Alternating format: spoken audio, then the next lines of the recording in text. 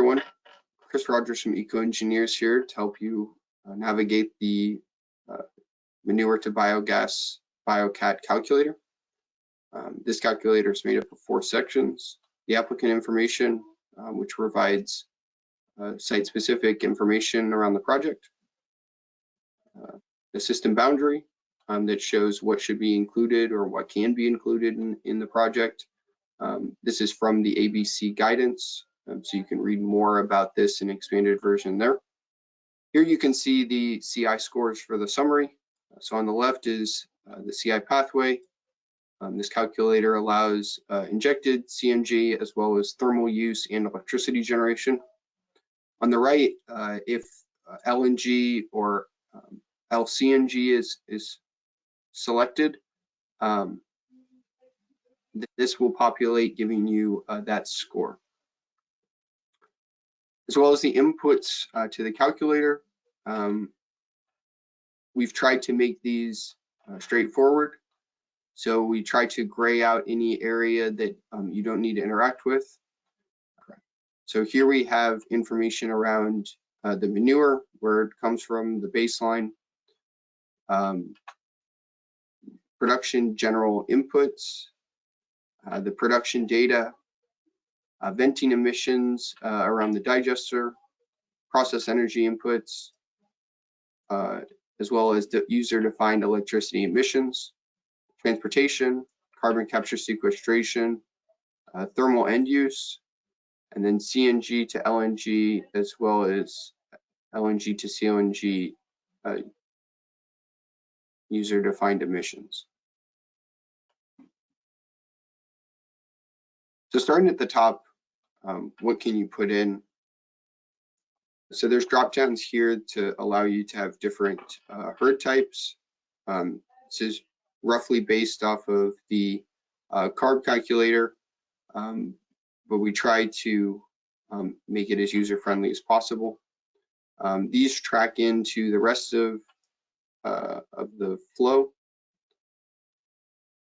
One of the big changes here is changing the way that the manure management is put in so that it is a complete mass balance here. So for the baseline, you can select different fates, and then you put all those fates in. For the project, there's a manure or digestate selection. So these are selected to determine if the flow is manure, uncollected, or digestate out of the digester. So here we have a couple of basic ones. This is collected for digester feedstock, that's the manure. Digestate sent to the anaerobic storage, that's digestate. And then manure fates in anaerobic systems, and then different anaerobic storages. So this allows you to select not applicable manure or digestate. And if any of you have navigated it, there was a bit of a calculation issue by having to multiply by 1 minus the digester efficiency in the calculation. What this does is intends to alleviate that by showing the mass balance as is. So you can see for the digestate line here and here, we have 100% of the digestate represented, and the manure here and here, again, 100% of the manure represented. So this gives you kind of a more visual on where is your digestate actually going without doing some of the calculations. We also have a section here for temperature data, as well as the cleanouts. One of the things that we did that was also changed in the new regulation is changing this from system emptied in a previous month to system emptied. Again, just trying to make it seem more straightforward for the users. So here we also provide, and I'll zoom in just a little bit because I think there was a lot of information on that last one, so I've zoomed out a bit. So here we have the digester inputs, all of those things. So in under LCFS, these values are provided by CARB as either an enclosed vessel default covered lagoon default, or a user-defined value. Again, here we provide what the default values are, but if you would like to use a user-defined digester leakage, there is a cell to allow you to put that in. The same discussion around the digester efficiency. Under LCFS, that default value is 70%, but this allows you to use that user-defined digester efficiency value, maybe at 72.44%. This is also fed into that mass balance digestate calculation. So again, we're trying to separate, make it easier. So these two are fed in separately to calculate that emissions off of the holding pond.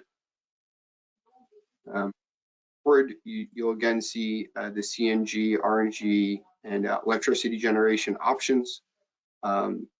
And these change different things that you would fill in. For instance, now this electricity generation shows up, and the units disappear. We also ask for the numbers of pipeline injection. So this helps you, helps the calculator calculate the baseline emissions. So this is one of the new things. So here we're saying that we're producing in December, November, October, and we're calculating baseline for all of these months. We've also included a straightforward way to do the venting emissions. So this is the default value, which uses the default calculation. You can also do a user-defined, which does your user-defined emissions if you've calculated it a different way. Either way is available, and the default calculation is from the CARB calculator methodology. Process energy inputs, we have a couple of user-defined. So we have a natural gas emission factor that's user-defined. Again, when you click it, the grayed out area that you need becomes white and relevant, and the default value is provided as well that we're using for reference and also for that default value. We've included GREET 3.0 and 4.0 emission factors for the electricity, as well as a user-defined mix for the electricity. Again, you can see that that grayed out area came to life, and it allows you to put in the percent that you're sourcing from these different fuels to generate your electricity. We also have a user-defined baseline energy section. We wanted to clean this up a little bit. In most situations we see, for a variety of reasons, the default baseline energy is 0 and assumes no change in management between baseline and project. This is what you commonly see in the LCFS program. We wanted to provide a user-defined. This is also provided in LCFS, but helping clarify this and to clean it up a bit, I think helps the more straightforwardness. Again, transportation distance.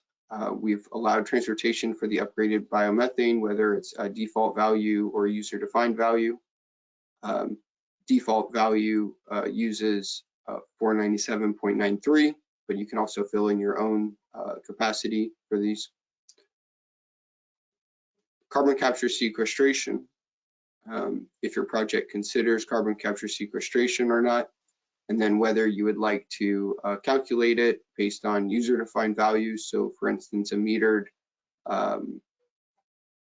CO2 injection point and the electricity, or if you'd like to use the default value of 97.5 collection and the built-in electricity. So a couple other things here for you. And then lastly is the CNG LNG production inputs. The thing here is, again, allowing you those user-defined emission factors here.